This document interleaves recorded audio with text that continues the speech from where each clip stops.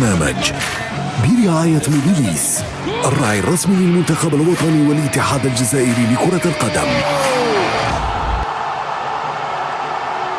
موبيليس، معا نصنع المستقبل.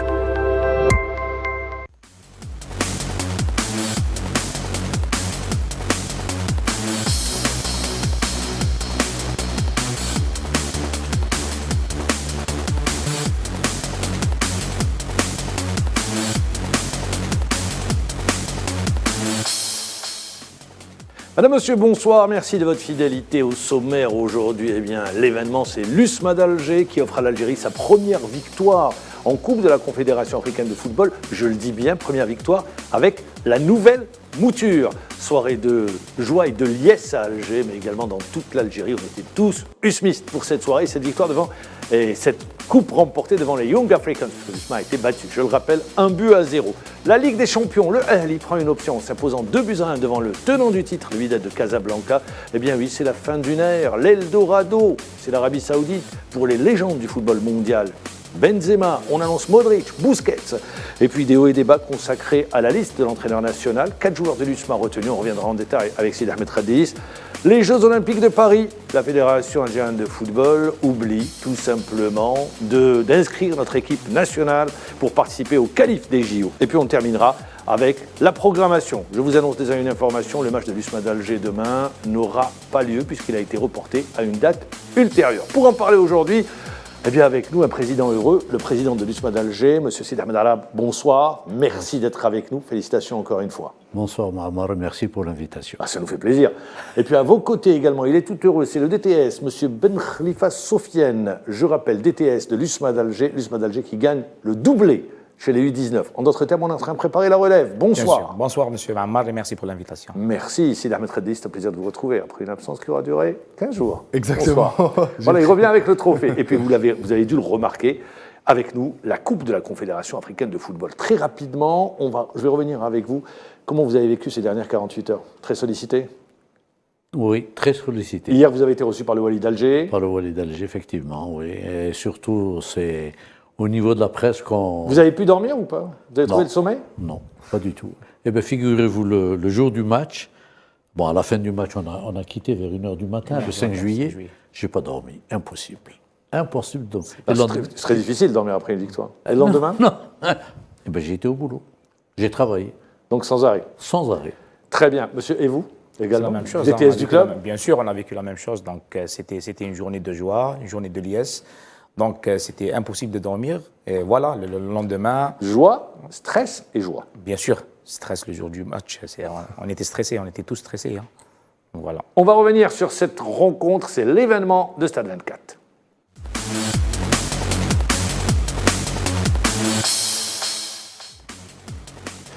Eh bien, l'événement consacré à l'USMA d'Alger qui tient enfin sa première étoile. Récit de ce match retour et de cette consécration signé Salah Faisal.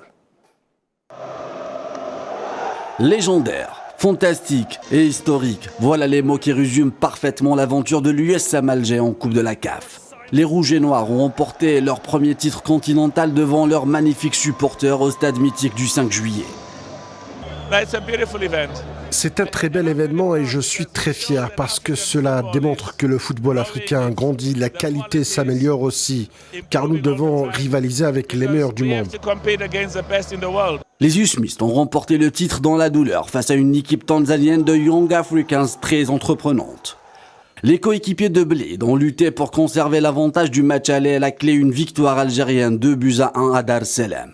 3 heures avant le coup d'envoi de la rencontre, le stade était déjà archi-comble. Soustar a déjà préparé la fête, mais après 6 minutes de jeu, l'arbitre mauritanien Dehen Baïda siffle un penalty en faveur de Young Africans. Benbout a été battu par Djouma Chabani. Le doute s'installe, mais les USMistes ne baissent pas les bras. À la pause, Benchicha a chargé les batteries de ses joueurs qui, une fois de retour sur la pelouse, sont montés en intensité. À la 59e minute, Erebone concède un penalty, Bled l'exécute, le portier malien Djigui Diarra sauve les Young Africans en réalisant un double arrêt. Le dernier quart d'heure du temps réglementaire a été crucial. Les coéquipiers de Chita ont barré le chemin menant à Benbout. L'arbitre comptabilise 6 minutes du temps additionnel. Les Usmistes ont déjoué les Young Africans et ont tenu bon. Ils ont réussi à conserver leur avantage du match aller. L'USM Alger décroche ainsi son premier titre africain. La génération Bousliou restera dans les annales du club et le football algérien. Nous méritons ce titre. Ça fait longtemps que nous méritons ce titre. Nous, le peuple ديالنا والشعب الجزائري كامل. Le président de la CAF, Patrice Motsepe, a participé à la remise des médailles. Les honneurs pour Blid, le capitaine du Smith qui a marqué l'histoire étant le premier à soulever la Coupe africaine. L'USM Alger qui a décidé de rendre fiers leurs supporters et de rendre hommage au défunt joueur Bilal Ben Hamouda. La formation algéroise conservera le trophée en attendant de leur remettre en jeu la saison prochaine. Entre-temps, les hommes de Abdelhak Ben Chikha iront jouer la Super Coupe d'Afrique contre le vainqueur de la Ligue des Champions.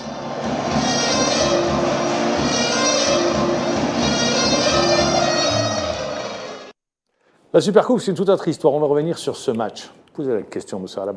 Vous avez douté pendant le match, sincèrement? Oui, j'ai douté. Ah, voilà, ça a le mérite d'être clair. Non, j'ai douté, je vous dis la vérité. À quel moment? D'abord, prendre un but comme ça, à froid pratiquement. On venait de commencer, c'était 5 minutes, 6 minutes de jeu, un penalty. On avait l'espoir d'égaliser. Arrive le penalty de Lusma en deuxième mi-temps. Alors là, les jambes étaient coupées. Quand le gardien stop?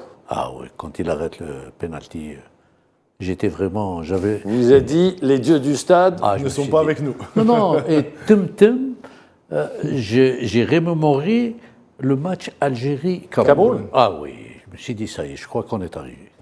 Vous êtes dit, c'est bis repetita, on va revivre un Algérie-Cameroun à travers USMA et Young Africans. Et je voyais comment ces supporters vont accepter cette situation. Les 60 000. Il y avait 70 000. Un peu plus. 70 000. On parlait de 70 000. Plein à craquer. Oui. Et je vais vous dire une chose, j'ai suivi comme ça, j'avais à ma gauche le président du club, des Young Africans. À ma droite, il y avait le président de la fédération tanzanienne. Ils jubilaient, mais ça y est, ils allaient prendre la coupe.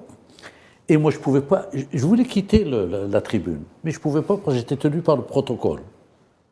Parce qu'on m'a dit, il ne faut pas bouger, on va vous appeler pour les médailles et l'achéré. Donc, à un certain moment, l'arbitre... Le temps ne passait pas, quoi. Non, les minutes étaient longues. Et ah oui, très longues. Je comptais, à l'époque, j'avais le portable avec je comptais minute par minute. Et je voyais que l'arbitre m'a la rencontre. Ok, ça, je ne me suis pas aperçu. Qu'est-ce qui s'est passé? Qu'est-ce que vous avez fait au coup de sifflet? Ah, là, je me suis... Ouf. Après, il y a eu la cérémonie protocole. Après, il y a eu la cérémonie de protocole. On m'a appelé, j'ai été à la cérémonie. Ah, mais je vais vous dire, j'ai vécu un moment... Ça a été dur à vivre. Très, très dur. Mais pour vous, c'est vraiment un coup de maître. Hein. Oui. Coup d'essai réussi. Oui, oui. Vous arrivez à l'USMA d'Alger, c'est votre première saison. Oui, oui. Bon, j'étais déjà membre du conseil d'administration. Oui, à la présidence. Quand on est aux manettes, c'est différent que quand on est membre du conseil. Membre du conseil, vous êtes invité une fois de chaque mois, exactement, exactement. Vous avez raison, oui. Mais quand je suis arrivé à la tête du conseil d'administration de l'USMA, c'était difficile. C'était une période très difficile. On avait trouvé 40 milliards de dettes, c'est-à-dire la période où l'ancien président est parti et la période où on est arrivé, il fallait régler tout ça. Les joueurs n'étaient pas payés pendant 3 mois. Ils n'avaient pas de salaire. Alors, grâce à Serport, on a eu des réunions. Propriétaire du club. Le propriétaire du club. Alors, il faut leur rendre hommage.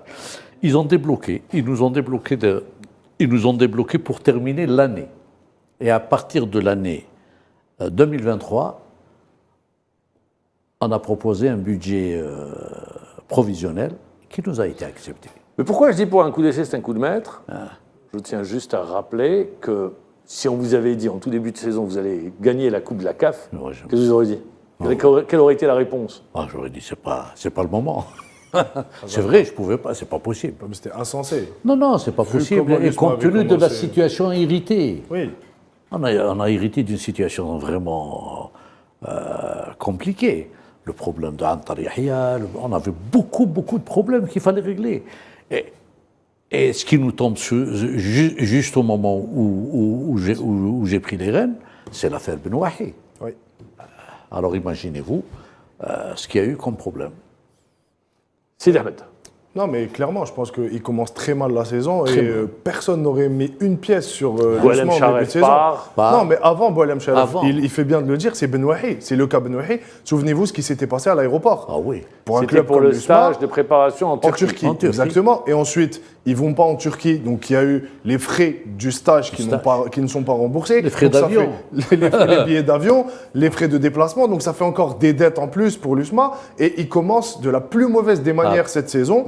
Et à la fin, on le voit, ils arrivent à redresser la barre grâce à un collectif. Déjà, il y avait des tensions entre les supporters et la direction. Ça a fini par rentrer dans l'ordre. C'est vraiment ce qui a fait que... Le ciment, c'est la Coupe de la CAF. Exactement. Oui, c'est ce qui a fait en sorte que les liens se tissent entre la direction et les supporters. Et on l'a vu, l'appui du public sur cette Coupe d'Afrique a été important. Même lors des déplacements, même à l'extérieur, il y a eu des supporters qui se sont déplacés, qui sont allés soutenir l'équipe. Donc aujourd'hui, c'est une belle consécration pour un club qui a su redresser la barre et revenir pour gagner cette Coupe de la CAF. Sofiane Bakhlifa, je ne vous ai pas posé la question DTS du club. Je l'ai dit au tout début. Il y a une consécration également. Coupe, championnat, doublé chez les U19. Et également, vous jouez le podium sur les différentes catégories. Les catégories. Comment vous avez vécu le match? Comment le DTS a vécu le match? Déjà, j'ai vécu le match comme un supporter avant d'être le DTS. Je rejoins le président. C'était un match. Mais avec l'œil de l'entraîneur. Bien sûr, avec l'œil de. Est-ce que c'est le plus mauvais match de l'USMA d'Alger? Voilà, j'allais dire ça. Je lui ai dit au président.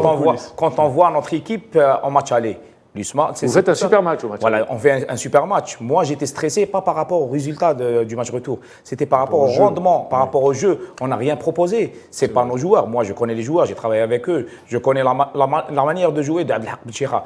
Lors de ce match, les joueurs, ils étaient trop stressés, crispés. On ne pouvait pas jouer notre jeu. C'est ça qui me faisait de la peine, moi. Qu'est-ce qui a tétanisé selon vous? C'est l'enjeu. C'est l'enjeu. C'est le public.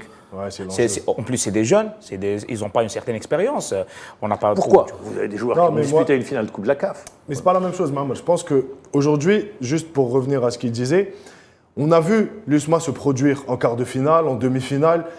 Ils maîtrisaient leur sujet. On le voyait à chaque fois, que ce soit à l'extérieur ou à domicile. Là, à l'extérieur. À l'extérieur, c'est leur première victoire, je le rappelle, contre Young Africans. Oui, mais ils ont fait aucun match à l'extérieur. Ils ont fait 2 bons matchs face Non, on a gagné un match. Lequel? Contre le Togo. Togo, oui. Ouais. Ça, c'était en préliminaire. C'était en préliminaire. Ah, d'accord. Non, en phase de groupe. Et en match à élimination directe, c'était la première victoire. Mais quand on voit la prestation face au Marocain, face à l'ASEC Mimosa et face au Phare de Rabat, ils ont fait de bons matchs à l'extérieur. Tout à fait. Là où ça change aujourd'hui en finale, parce que je me mets à la place des joueurs. J'ai été joueur, je sais ce qu'ils ressentent. On joue une finale, ça se joue en aller-retour. Ok, le match aller, on a des directives, l'entraîneur met en place un système de jeu, un plan de jeu qu'on doit respecter, ça marche à merveille, c'est très bien, mais au match retour, c'est là où ça se complique. Parce que là, ils sont tétanisés par l'enjeu, ils se disent c'est le dernier match. C'est soit on remporte la coupe, soit on passe à côté. Et comme l'a dit le président, le fait de rentrer et d'encaisser un but à 5 minutes de jeu, je peux vous dire que ça met un coup de pression aux joueurs. Moi, je vais poser la question au DTS avant de me tourner vers le président. Qu'a apporté Abdelhak Benchira?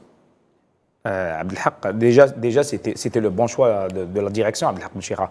Il a apporté un certain équilibre entre les joueurs.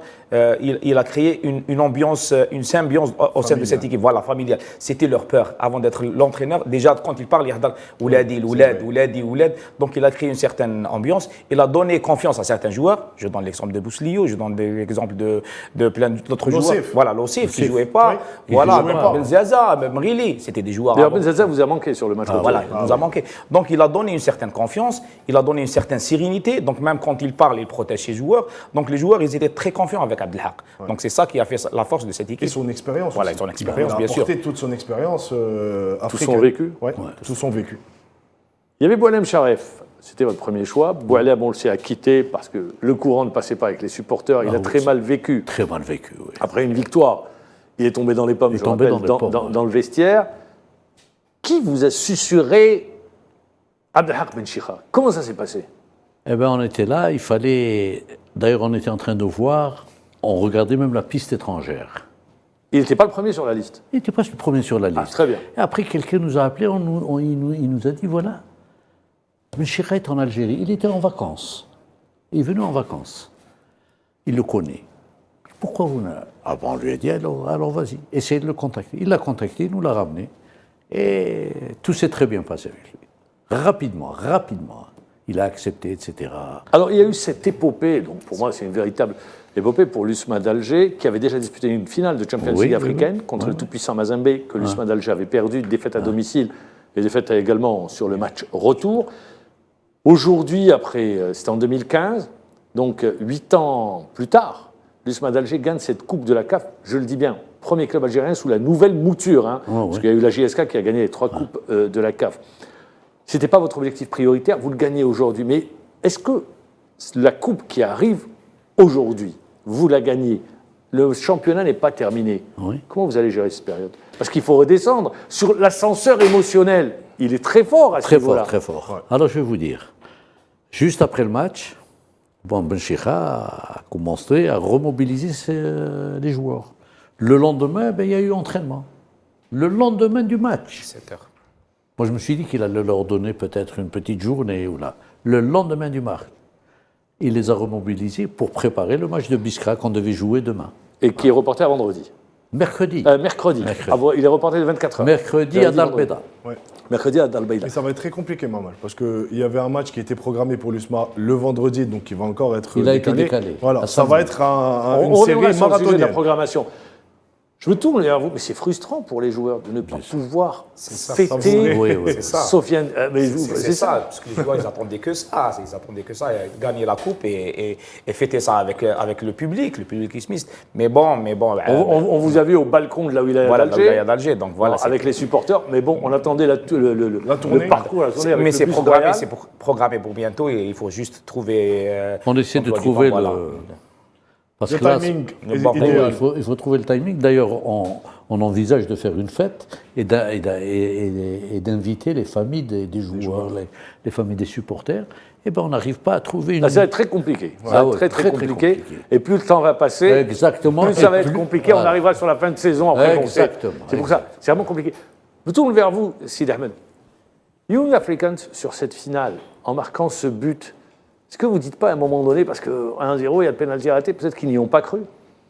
Parce qu'on ne les sent pas vraiment y aller, les joueurs, l'équipe du Young Africans. Enfin, je ne dirais pas qu'ils n'y ont pas cru. Si, ils y ont cru, d'ailleurs, à voir leur entraîneur cogiter sur la ligne de touche. C'est juste que, c'est vrai que l'USMA a produit son plus mauvais match en termes de jeu. Mais sur le terrain, ils étaient présents. C'est-à-dire que défensivement, ils ont fait le boulot. C'est pour ça que les Young Africans n'arrivaient pas. On peut dire que l'USMA est passé à côté parce qu'elle nous a habitués à produire du jeu, à jouer sur les contre-attaques. D'ailleurs, pour moi, l'homme de la finale, sur cette finale retour, c'est Auré Bonnier. Il n'y aurait pas eu Auré Bonnier, l'USMA, je pense que ne se serait procuré aucune occasion. Je dis ça, on ne le sait pas, mais au vu de ce qu'il a démontré sur cette finale, mais là où j'ai été vraiment impressionné par l'USMA, c'est sur l'aspect défensif. Parce que, rappelez-vous, Mahammar, en phase de groupe, ou même après, en quart de finale, face au Phare de Rabat, on disait l'USMA avait quelques lacunes défensives. Ah, moi, je les ai vus contre... Maromo Gallant. C'était des erreurs... J'avais l'impression que c'était des novices. Quoi. Oui. On aurait dit des joueurs débutants. En Afrique du Sud, mais c'était... Et c'est ce que Abdelhak Benchikha a réussi à donner à cette équipe, cette assise défensive. Et en plus de ça, vous avez un gardien de but qui est présent. Il a fait une superbe compétition. Voilà. Il a été là, toujours à encourager ses coéquipiers. On le voyait dans la communication avec Belhaid ou avec pratiquement tous ses défenseurs. Donc je pense que c'est l'USMA qui était bien en place défensivement. Après, on n'était pas à l'abri parce qu'il y a eu cette dernière action où Belhaid enlève le ballon de la tête d'un cheveu à l'attaquant tanzanien. Donc, là, c'est cardiaque, c'est abstenu. Ça s'est joué à peu de choses. Mais moi je dirais au vu du parcours, c'est mérité parce que d'enlever les phares de Rabat et l'ASEC Mimosa, franchement, c'est mérité. Amplement mérité. Bon, c'est bien. Elle est belle, cette coupe. Elle est magnifique. Et c'est historique. C'est historique. Il y a une prime de $2 millions également pour le vainqueur. Mais ça, c'est anecdotique. Ça rentre dans les caisses, c'est très bien, il y a la prime des joueurs, mais moi, je ne vais pas revenir sur ça. Comment faire aujourd'hui, président, je vous pose la question, pour maintenir le club au plus haut niveau? Parce que c'est ça l'enjeu. Que de clubs. L'entente de Sétif, 2014, ils disparaissent des écrans radars. S'ils font une demi-finale, ils ne dépassent pas le stade des demi-finales. La JSK fait une finale, la Coupe de la CAF, la suite, vous la connaissez, des problèmes très, très compliqués. Nos clubs, quart de finale, ils ne dépassent pas. Comment faire pour être au moins à chaque fois en demi-finale ou en finale? et avoir cette pérennité. Ouais, cette pérennité. Alors, est-ce que vous, du côté de l'USMA d'Alger, on y réfléchit dès aujourd'hui, on dit attendez, on a le temps, on verra un peu plus tard? Non, on ne va pas voir un peu plus tard. Dès cette semaine, on va se réunir d'ailleurs avec l'entraîneur pour voir ce qu'on doit faire pour maintenir d'abord cette équipe telle qu'elle est et pour voir l'avenir. C'est demain. Hein. L'avenir, il s'écrit avec Abdelhak Ben Chikha? Oui, C'est ce que j'allais poser. Tout à fait. C'est ce que j'allais dire. Vous allez le maintenir ou pas? Il allait dans mes pensées. Non, d'abord, il est sous contrat. Je vous repose la question, je vous l'avais déjà posée. C'est un contrat de combien de mois? 18 mois. 18 mois. Ouais. Très bien. Donc ça veut dire que ça va sur l'année prochaine. Ça va sur l'année prochaine. L'objectif cette saison, bon ça c'était pas comme objectif, la Coupe de la CAF n'était pas un objectif. Pas du tout. Je pense que le championnat, oui, terminé sur le podium, c'est un objectif. C'était un objectif. C'est un objectif. C'est un objectif. Non, je vous disais, c'était avant de gagner la Coupe de la CAF. Avant de gagner la Coupe d'Afrique. La Coupe de la CAF. Non, mais je vais vous dire, on tient toujours au podium.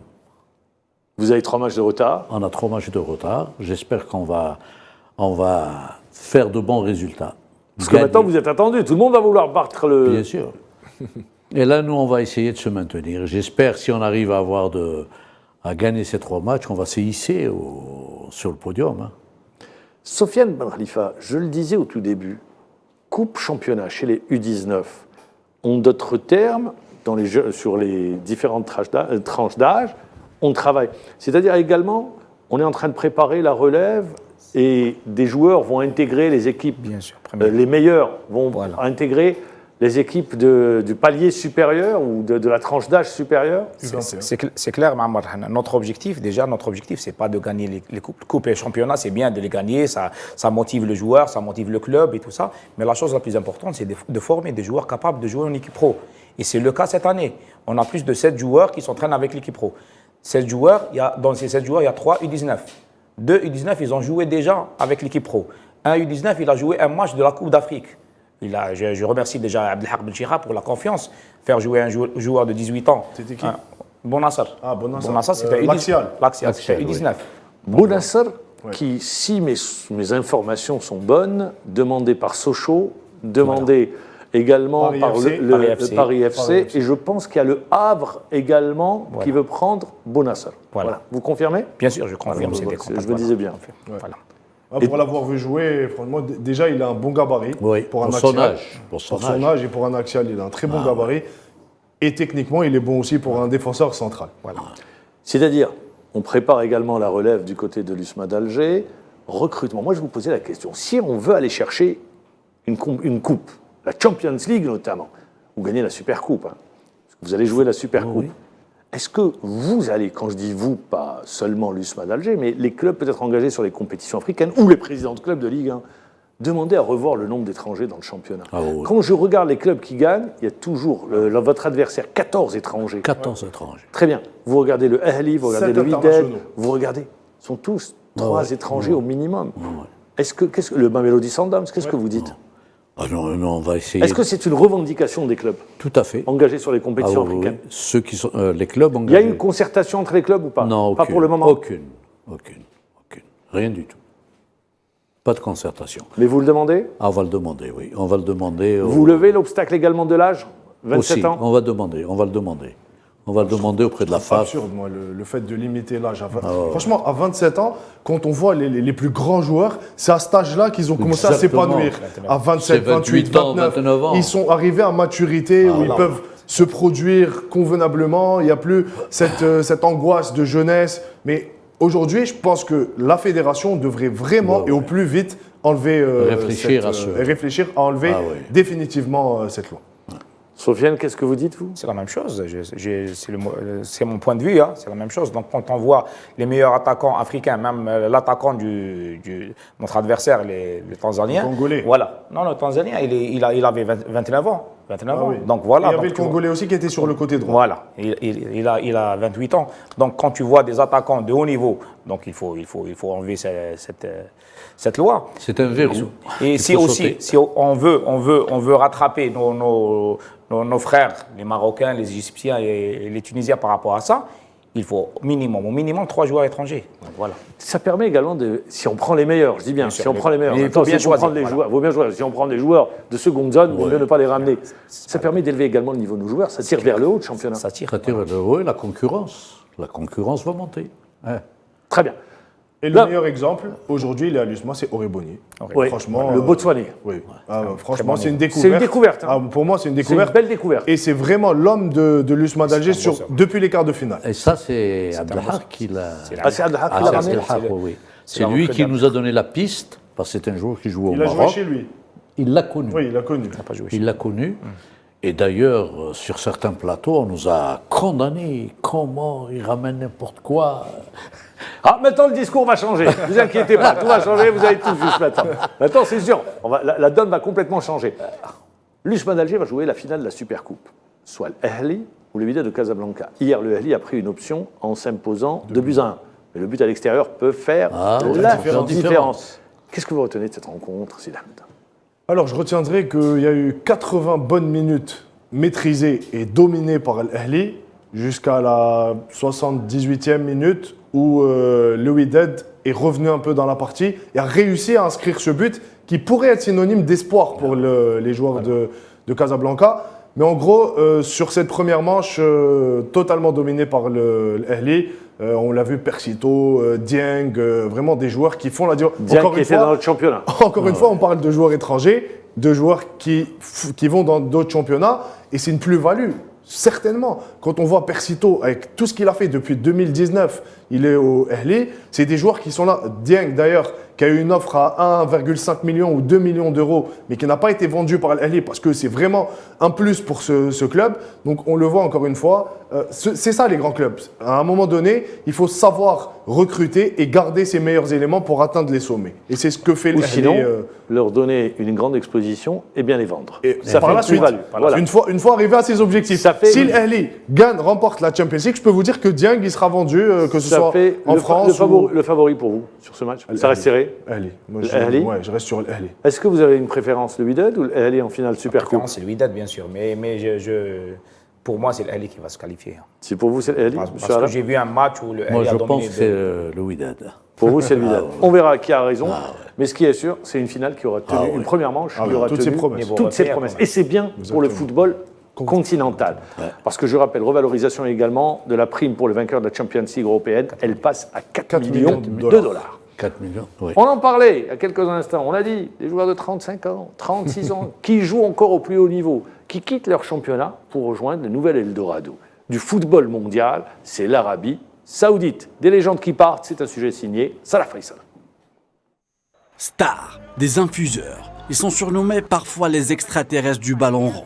Le temps est passé si vite que les générations se sont succédées sans que pour autant on se rend compte. L'époque Zizou, lui Nazario Ronaldo, Ronaldinho, Figo, David Beckham, Oliver Kahn, Rivaldo ou encore Del Piero, a été juste légendaire et on n'a pas eu besoin d'une transition. La Pulga, Lionel Messi nous a éblouis de son football au FC Barcelone et en sélection argentine. Don Cristiano Ronaldo a été son complice pour rendre les amoureux du football accro à leur art. À cette période, le MSN n'était pas une messagerie électronique, mais plutôt un message clair aux adversaires. Messi, Suarez et Neymar, synonymes d'une attaque de feu du Barça. Et pour capter la BBC, fallait suivre Madrid, Benzema, Bale et Cristiano Ronaldo. À cette époque aussi, un autre monstre faisait sa tournée européenne et donnait du fil à retordre à chaque fois qu'il croisait un défenseur, Zlatan Ibrahimovic. Après 24 années au sommet à l'âge de 41 ans, le 4 juin 2023 à Saint-Siro, Zlatan a fait des adieux émouvants à plus de 70 000 spectateurs. De Malmö à Milan, Zlatan a toujours su garder sa couronne et sa classe, son arrogance. 573 buts en 988 matchs disputés. Il lâchera une dernière phrase avant de disparaître. Ce n'est pas Zlatan qui dit au revoir au foot, c'est plutôt le foot qui dit au revoir à Zlatan. Au même jour des adieux de Zlatan, Karim Benzema fait ses adieux au Madridista. Il quitte le Real après 14 ans de bons et loyaux services. Mais pour une nouvelle aventure. Kabenoueve jouera en Arabie Saoudite à l'Etihad Jeddah. Un contrat qui s'étend sur 2 saisons. Benzema a remporté 25 titres avec le Real dans 5 Ligues des Champions. Une Arabie Saoudite en rêve. Une liste de plus de 10 stars du football mondial a été établie en vue de leur recrutement par des clubs du championnat saoudien, avec Lionel Messi en tête d'affiche. Le champion du monde n'est plus un joueur du Paris Saint-Germain. Humilié par les supporters du club au dernier de son équipe face à Clermont, l'Argentin a seulement 2 options en tête et une seule sur la table. Soit un retour à la maison qu'il a vu grandir le FC Barcelone. Son père, Jorge Messi, a rencontré Laporta mais sans présenter une offre officielle lundi 5 juin. L'autre option, rejoindre son rival Ronaldo en Arabie Saoudite en acceptant l'offre concrète d'Al Ahly Jeddah. Le championnat saoudien la saison prochaine pourrait contenir des stars à l'image de Luka Modric, Hugo Lloris, Sergio Ramos, Jordi Alba, Sergio Busquets, N'Golo Kanté, Ángel Di Maria ou encore Roberto Firmino. Seul le temps nous confirmera. C'est donné tout simplement une grande exposition au championnat saoudien et dans la perspective de l'organisation de la Coupe du Monde. Les sommes sont faramineuses, mais on ne va pas parler de l'aspect financier, parce qu'il faut financer, mais vous allez voir, tout le monde va se battre pour avoir les images. Aujourd'hui, moi, je veux revenir chez nous, toute proportion gardée, on ne joue pas dans les mêmes divisions financièrement, mais dire aujourd'hui, on en parlait il y a quelques instants, ouvrir le football national à des joueurs étrangers de qualité, permettre à nos clubs la pérennité sur les compétitions africaines, peut donner une autre image à notre championnat avec des équipes qui, je le dis, les 4, 5, peut-être 6 équipes qui constitueraient la locomotive du football national. Qu'est-ce que vous dites justement à cette optique, ou disons, de voir le football, notre championnat, sous cet angle-là ? Sur le plan médiatique? Non, d'avoir des locomotives, 6 clubs qui tirent vers le haut. Ouais, déjà, moi je pense, Maman, il faudrait, on l'a vu, et c'est un exemple qui est frappant aujourd'hui, les infrastructures. Je donne un exemple. Le match de Coupe d'Algérie, la demi-finale entre Chlef et l'ASO Chlef et la GS Saoura à Oran. La demi-finale, oui. La demi-finale. Et l'autre demi-finale qui a opposé le CRB à Magra, à Constantine. Ça nous a donné 2 beaux matchs. Imaginez-vous ces 2 matchs joués à la Saoura et à Magra. C'est une toute autre configuration, on est vraiment dans un tout autre match. Là, c'est vraiment donner une autre facette de notre championnat par rapport aux infrastructures. Il y a les stades aujourd'hui. Seul bémol parce qu'il faut être complet, la fédération aurait dû donner les règles du jeu dès le départ. Dès le départ, voilà. Là je suis d'accord, c'est vrai. Et la deuxième erreur, ça a été d'envoyer des équipes pour voir si les stades répondaient aux normes. Pourquoi des équipes si les stades ont été choisis dès le départ? Seul bémol. Mais vous avez raison. C'est sur le plan, administratif. Si on a des supporters de la Savoie qui nous regardent, je suis d'accord. Pour revenir, pour expliquer. Aimant le jeu, et pour les amoureux du football, moi personnellement, que j'aille en finale ou pas, mais pour la beauté du jeu et pour la beauté du football, je serais allé jouer dans un stade qui répond à toutes les normes. Les infrastructures. Ensuite, l'exposition médiatique, la vente de notre championnat, comme ce qui se faisait auparavant, les matchs derby entre l'USMA et le Mouloudia, les gros matchs de notre championnat, vendus à d'autres chaînes internationales qui puissent être diffusées dans différents canaux. Et donc, par la suite, on arrive aux joueurs et à toutes... C'est ce que fait actuellement l'Arabie Saoudite en vue de la Coupe du Monde 2030. C'est normal. Et d'autres infrastructures. L'USMA d'Alger, Omar Hamadi, est fermé. Vous l'avez expliqué, on le sait. Le 5 juillet va fermer. Où est-ce que vous allez recevoir? That is your question. Non, mais sérieusement. Non, je vous dis sincèrement, c'est pas où on va jouer. Dans le Baïda? Dans le Baïda, il ne répond pas à toutes les... Le Nelson Mandela? On va demander le Nelson Mandela. Vous allez demander à jouer au Nelson Mandela? Oui. En attendant que le 5 juillet soit prêt? Sinon, la domiciliation, c'est le 5 juillet. Très bien, voilà. Donc ça le mérite d'être clair. Ah oui. On continue également, après que dans cette émission, on va revenir, on va parler des hauts et des bas, et bien évidemment, la liste de Djamel Belmadi. La Fédération algérienne de football a publié la liste des 26 joueurs retenus par Belmadi pour la trêve internationale du mois de juin. Une liste qui fait beaucoup réagir vu les nombreuses surprises qu'elle contient. Dans un premier temps, nous noterons la grande absence de Youssef Belaïli, on s'y attendait un peu, un joueur qu'il a dû quitter avant la fin de la saison. Autre absent, Ryan Aït-Nouri, ayant joué 0 minutes depuis le dernier stage et aussi mis de côté pour le moment. Tout comme Youssef Attal, récemment blessé en manquant également de temps de jeu, ainsi que Ismaël Benasser, absent pour encore un bout de temps. Ne sont tout bonnement pas dans cette fameuse liste sans grande surprise. Jamel Belmadi semble avoir beaucoup misé sur les éléments clés de la formation usmiste, vainqueur de la Coupe de la CAF. Nous retrouvons l'axial Zinedine Belaid, la tour de contrôle usmiste et qui s'est illustrée en Coupe continentale. Le latéral droit Haytham Lossif qui revient en sélection 4 ans après, ainsi que le portier de 28 ans Oussama Benbout, jouant régulièrement les compétitions continentales et qui semble être arrivé à maturité. Et pour finir, l'avant-centre Ayman Mahiouz qui devra faire ses preuves en sélection.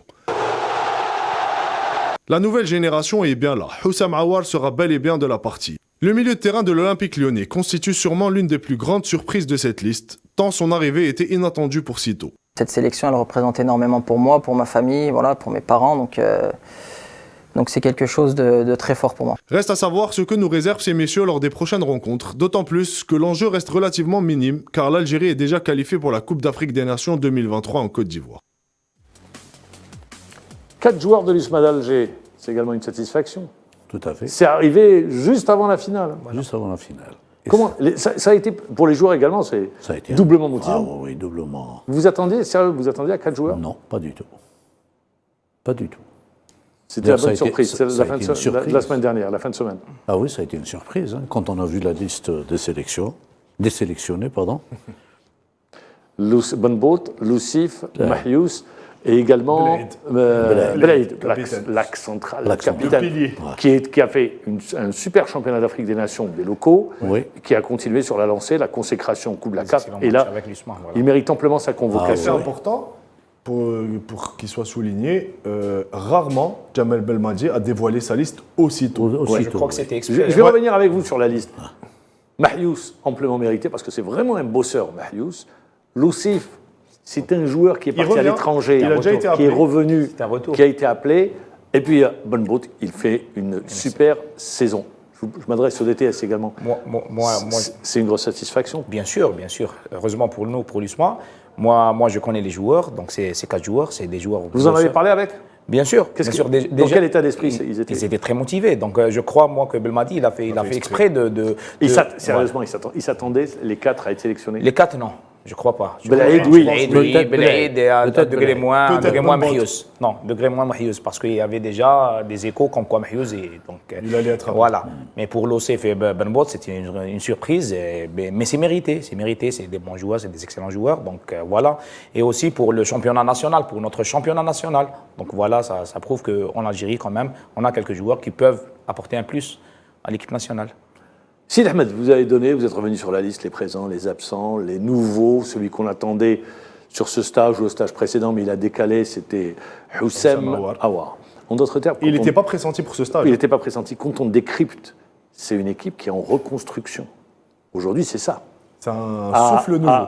À 6 mois, disons-le, 6-7 mois de la Coupe phase finale de la Coupe d'Afrique des Nations, l'entraîneur est dans l'obligation de reconstituer son groupe. Tout à fait. Il est dans la recherche. Et comme je le disais, aujourd'hui, ce qui fait aussi les affaires de l'Algérie, c'est qu'il n'y a pas trop d'enjeux. C'est-à-dire qu'il peut essayer, on est déjà qualifié, donc il a le temps, sur ses rassemblements FIFA, de donner la chance à de nouveaux joueurs, de voir est-ce qu'ils peuvent être là pour les prochaines échéances ou pas. C'est un souffle nouveau qu'il apporte. Il y a eu Lekhal qui revient, Lekhal qui a eu une petite blessure à l'époque quand il était venu, mais qui fait une super belle saison avec Le Havre et qui sont montés promus en Ligue 1. Il y a eu aussi Hamed Abdelli, relégué certes avec le SCO d'Angers qui joue avec Bentaleb, mais qui fait une super belle saison. Il est pétri de qualité, on dit de lui le plus grand bien. Donc c'est des joueurs qu'on va découvrir et ce qui est intéressant, c'est qu'ils vont jouer sans pression. C'est-à-dire que c'est des joueurs qui vont évoluer sans la moindre pression et qui vont démontrer tout l'étendue de leur talent. L'absence de Belaïli Brahma dans le groupe, elle était attendue. Il fait une belle saison avec West Ham. Il joue d'ailleurs mercredi, la finale. Il fait une belle saison avec West Ham.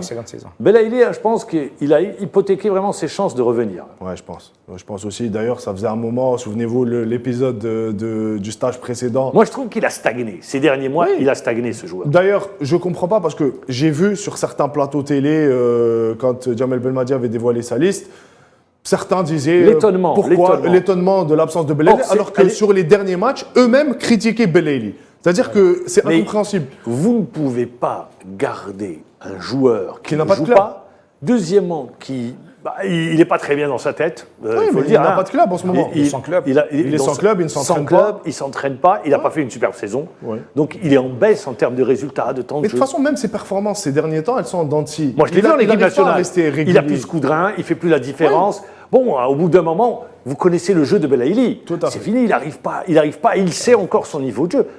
Peut-être qu'il retrouvera son niveau, mais pour le Pour moment, l'instant, oui. c'est pas mérité. C'est la règle en sélection, c'est les plus performants à l'instant T et le jour J. Quoi. Donc aujourd'hui, pour ce rassemblement, il ne répond pas aux critères pour être appelé en sélection. J'étais étonné de voir que Mendy, la sélection de Mendy puisse être critiquée alors qu'il revient bien avec Villarreal. Mendy, sur les 10 derniers matchs, il a joué pratiquement Oui, tous les matchs. J'étais étonné également. Et quand on voit la régularité de ce joueur, il joue au plus haut niveau depuis un certain temps. Il est en Liga, il était à Betis où il était passé de capitaine.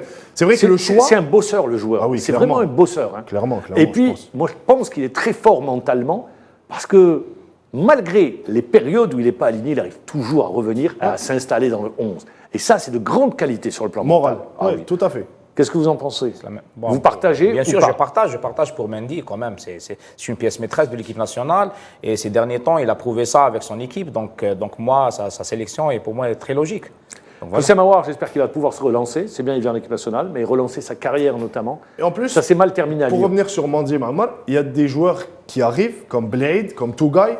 Voilà. Le fait d'avoir Mendy à côté, c'est un joueur qui a beaucoup d'expérience, ils peuvent s'en servir. Champions League, il joue au plus haut niveau. C'est un joueur qui a joué au plus haut niveau, donc il est important dans un groupe, tout comme Islam Slimani, il y a certains joueurs, c'est des cadres du vestiaire, c'est-à-dire qu'au-delà de l'aspect technique. Très bien, la transition, je vais la faire avec vous, monsieur Alap. Il y a obligation pour les clubs, et le DTS également, d'avoir une section féminine. C'est ce qu'on fait. Dès l'année prochaine. Oui. Où est-ce que vous... Donc, où est-ce que vous en êtes aujourd'hui? Je peux répondre parce Alors, que... allez-y. Voilà, parce que c'est moi qui m'occupe C'est de ce technique. dossier. Voilà, donc au début, on voulait créer une section féminine de l'USMA. Mais les lois de la CAF exigent déjà que la section féminine doit être créée l'année dernière, 2022-2023. Donc cette année, on doit faire une convention pendant 2 ans avec une équipe. Donc là, on a 3 à 4 équipes algéroises où on va essayer de négocier cette convention. Donc, lesquelles? Donc voilà. Quelle équipe? Les équipes. Il y a des équipes de Bab el-Oued, il y a de la Casbah, il y a des équipes de Bab Zouar, ainsi de suite. Donc on va essayer de voir. Il y avait une équipe de la DGSN. La DGSN, elle était en contact avec le CRB, donc ensuite elle a été dissoute. Donc voilà, l'année dernière, normalement c'était. Et c'est M. Laribi qui s'en occupe. Voilà, normalement c'est le CRB qui devait prendre l'équipe. Oui, mais ça a foiré, ouais. donc. Ça s'est pas fait. Ça s'est pas Donc fait. vous allez signer une convention. Une convention. Cette année, Elle va être signée quand? Bientôt. Incessamment. Très bientôt. Est-ce que vous avez été surpris par le fait que la Fédération algérienne de football n'ait pas engagé l'équipe féminine sur les qualifs Tout à fait. 2024? Ah, tout à fait. Monsieur Alap, première réaction? Oui. Ah oui, j'ai été... je me suis dit, c'est pas possible. Ce n'est pas possible. On rate un championnat olympique. Qualif. C'est les qualifications. C'est les qualifications pour les JO. Au JO. À savoir qu'il y aura 3 équipes africaines qui participeront aux JO. Mais c'est aberrant. C'est aberrant. Tout en sachant sait qu'on pas a ce mis qui les s'est moyens passé. pour ça. On sait pas. Je vais revenir. après Le sur ce qui sélectionneur s'est Ben passé. Stiti qui Voilà, est là, Ben Stiti, voilà. qui avait un projet. Exactement. Je me souviens de sa déclaration à son arrivée. Ben Stiti, c'est un CV. C'est ce qui se fait de mieux Ah, c'est un CV. dans le football féminin au niveau mondial. Clairement, c'est un CV. Donc pourquoi ramener Ben Stiti pour ensuite... Après, à qui la faute? C'est la question qu'on se pose. C'est que tout le monde se jetait un peu la balle et à un moment donné, On va faire très court. C'est un oubli. Oui, c'est un oubli. C'est un oubli, il fallait juste engager l'équipe. C'est tout. C'est tout. Oui. Voilà. Ça a été oublié, c'est un oubli administratif qui a été fait par la Fédération algérienne de football. Alors, aux dernières nouvelles, il y aurait eu un rappel, Oui. mais également, on n'a pas répondu à ce rappel. Voilà, je voulais dire. Concernant la programmation, et ce sera le mot de la fin, je m'adresse au directeur technique que vous êtes, c'est un véritable casse-tête pour les entraîneurs. Bien sûr, c'est un véritable casse-tête. Donc on ne peut pas... Vous avez terminé la saison au mois de juillet. Mois de juillet. Voilà. Le 4 juillet. Le 4 juillet, normalement. Le 4 juillet, on n'aura pas de match retard. Par exemple, il y a le match du Mouloudia. Le Mouloudia qui va est être programmé le reporté 16, encore. alors qu'on a 4 joueurs en équipe nationale. Donc ça va peut-être... Ça va également... vous décalez peut-être la Voilà. saison. Et On pour arrive les- à la fin. Pour les U19, juste une dernière question, est-ce qu'il y aura les playoffs ou pas? Oui, il y aura les playoffs du 18 au 23 à Oran. Félicitations encore une fois, monsieur Alab, pour Merci. cette magnifique coupe, pour le bonheur que vous nous avez donné. Félicitations également pour le travail que vous faites au niveau de l'USMA d'Alger. Sidi Ahmed Khedis, on donne rendez-vous bien évidemment, on donne rendez-vous aux téléspectateurs la semaine prochaine. Merci. À toute l'équipe technique qui nous a entourés. Merci de nous avoir suivis. Moi je vous dis au revoir, bonne soirée et à lundi prochain.